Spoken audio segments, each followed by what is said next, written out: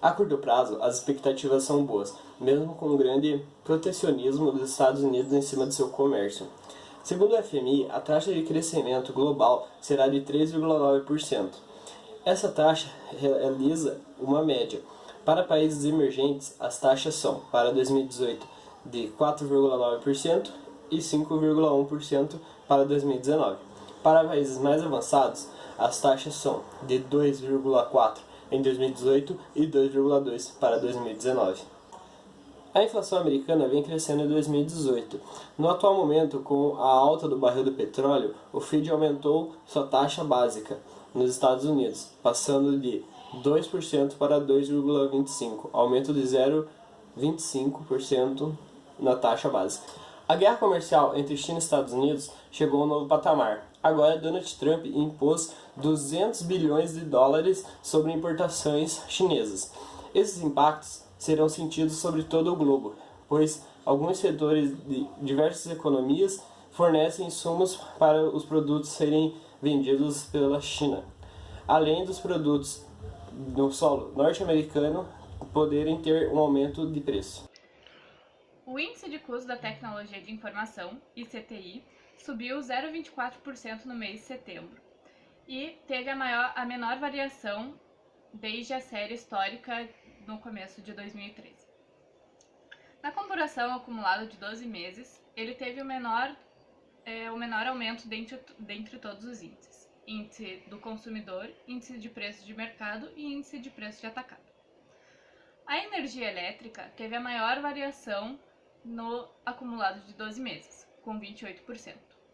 Mas o maior impacto no ICTI foi das demais despesas operacionais, representando 1,81 pontos percentuais. Demanda interna por bens de consumo industriais. O indicador mensal do consumo aparente de bens industriais caiu 0,6% no período de julho a agosto. Apesar disso, no trimestre encerrado em agosto, ele teve um crescimento de 4,6% na margem. Tomando por base a variação acumulada em 12 meses, a demanda segue em ritmo de crescimento intenso, 5,5%, sobre a produção industrial, 3,1%. Na comparação com o ajuste sazonal, o consumo aparente de bens foi o único a apresentar recuo, com 2,1%.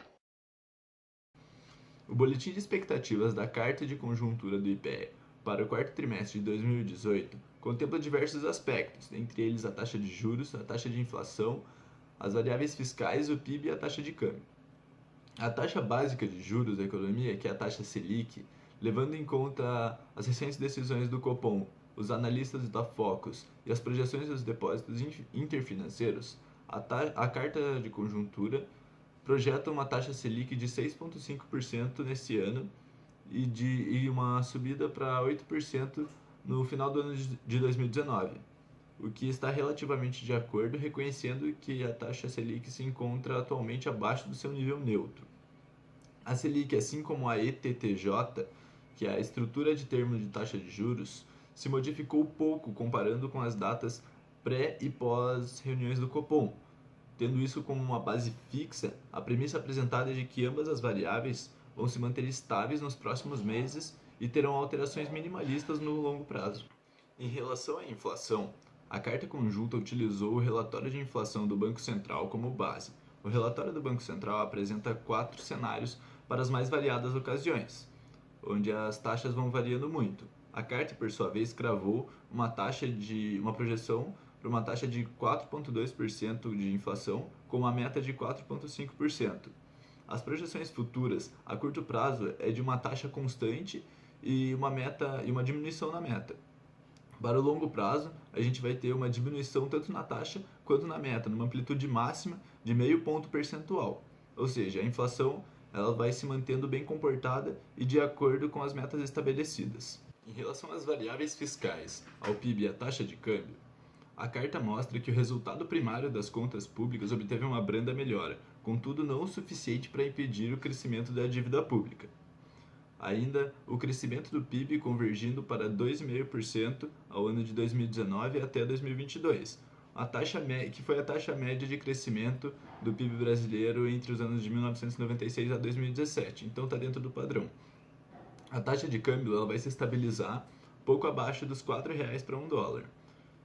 Ou seja, como conclusão, apesar da incerteza que naturalmente cerca o período eleitoral, o cenário traçado pelo conjunto e por todas as projeções das variadas fontes que integram a carta conjunta do IPEA, o resultado ele é razoavelmente positivo.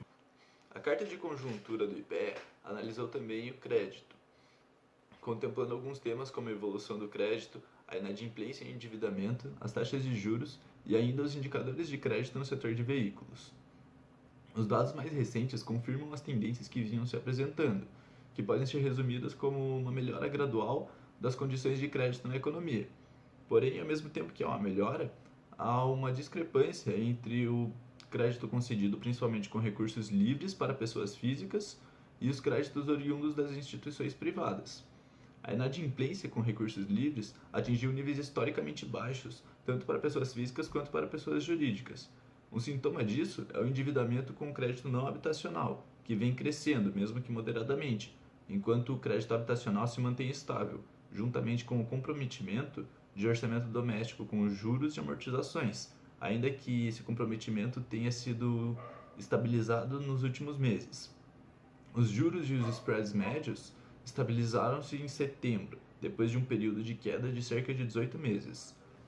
Ao final da análise, a carta mostra os indicadores de créditos no setor de veículos, que têm se tornado dignos de estarem na nota, pois demonstraram uma evolução do saldo, uma evolução das novas concessões, uma evolução da taxa de juros, uma evolução dos prazos médios de concessão e também da inadimplência, tanto por pessoas físicas quanto pessoas jurídicas.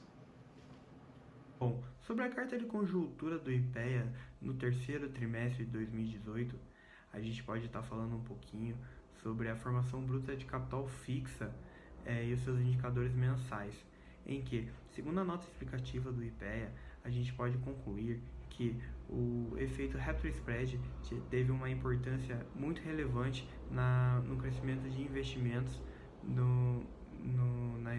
na economia, devido a que consiste em um regime aduaneiro especial sobre a utilização de bens para o investimento, formação e crescimento e exploração do petróleo e do gás natural brasileiro, em que trouxe uma crescente das importações na economia, que foram muito relevantes para o crescimento desse índice de formação bruta de capital fixo. A gente pode fazer uma correlação ao trimestre anterior, em que 9,6 percentual foi o crescimento do terceiro trimestre em relação ao segundo trimestre, o que é uma relevância muito grande. A gente deve considerar que a greve dos caminhoneiros afetou bastante o resultado do índice no trimestre anterior, porém não desmerece esse crescimento que a gente teve agora. Mesmo com uma baixa do índice nos meses de agosto e setembro de 4% e 6% respectivamente, em que 9,6 percentual foi o crescimento do terceiro trimestre em relação ao segundo trimestre, o que é uma relevância muito grande. A gente deve considerar que a greve dos caminhoneiros afetou bastante o resultado do índice no trimestre anterior, porém não desmerece esse crescimento que a gente teve agora. Mesmo com uma baixa do índice nos meses de agosto e setembro de 4% e 6% respectivamente, a gente conseguiu ter um crescimento em relação ao trimestre anterior. O crescimento do índice interanual já chega na casa de 13,1 percentual, o que é uma relevância significativa, além de um crescimento acumulado dos índices mensais em 6,1% durante os 12 últimos meses. A gente pode concluir que esse crescimento da formação bruta de capital fixo representa muito para nós e demonstra muito para nós sobre a atual conjuntura econômica do país e nos ajuda a projetar um pouco a como a economia deve se comportar nos próximos meses, ainda mais com esse novo regime, novo governo que vem a atuar sobre a economia brasileira. Pois bem, de acordo com o IPEA, o Brasil esse ano cresceu 3,5% em 3 áreas estudadas: da construção civil, da produção de bens e do consumo de máquinas. É importante ressaltar que essas três áreas cresceram razoavelmente ao longo do ano, tendo como o único mês em que tivemos uma queda real nessa área foi o mês de maio. E o mês de junho também uma queda relativa por conta da greve dos caminhoneiros. Greve essa que afetou muito essas 3 áreas. Bem, sobre o consumo de máquinas, a economia esse ano variou entre 140 pontos e 155, tendo como o mês mais deficitário o mês de maio por conta das greves dos caminhoneiros, e a mesma coisa ocorreu na construção civil, variando entre 145 e 155 pontos, e do consumo de máquinas variando de 161 e 177 pontos, tendo mais uma vez como o único momento de queda real nesse ano a greve dos caminhoneiros. E vale ressaltar que os investidores e os consumidores no geral ainda estão sentindo uma falta de confiança muito grande, falta essa ocorrida ao longo do ano por conta das eleições presidenciais. Pois bem, esses foram os fatores quando nós falamos da formação bruta de capital fixo. De acordo com o indicador IPEA de inflação por faixa de renda, foi registrado em setembro, houve uma aceleração em inflação, no caso, em todos os segmentos.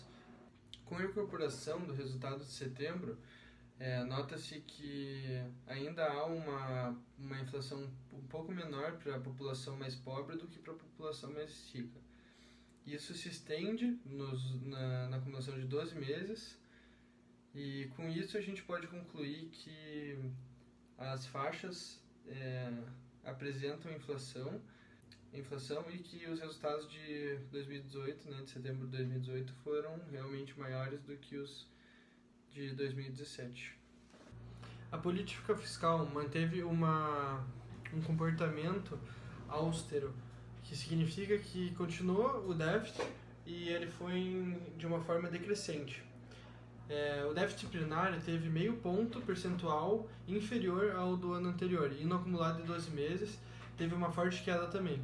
A dívida pública bruta se estabilizou em um valor superior a 77%, e a líquida se estabilizou a 52%.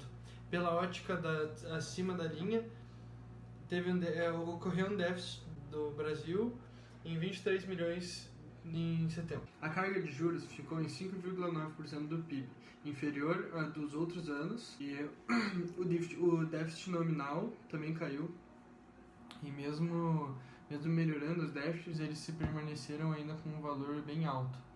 A dívida pública líquida aumentou, puxada pelo déficit primário e também pelos juros.